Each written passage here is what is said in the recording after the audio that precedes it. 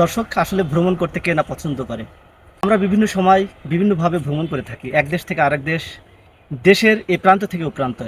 কিন্তু আমরা তো ভ্রমণ করে থাকি এই ধরনের এই রাস্তা, যে রাস্তা দিয়ে আমরা যারা ভ্রমণ করে বেড়াই, তারা আসলে কি জানে যে এই সাদা যে দাগটা দেওয়া, রাস্তার মাঝে যে সাদা দাগটা দেওয়া, এই দাগটা কি কারণে দেওয়া হয়?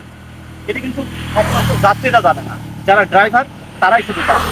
তো আজকে এই বিষয়ে আমি একটু কথা বলতে চাই।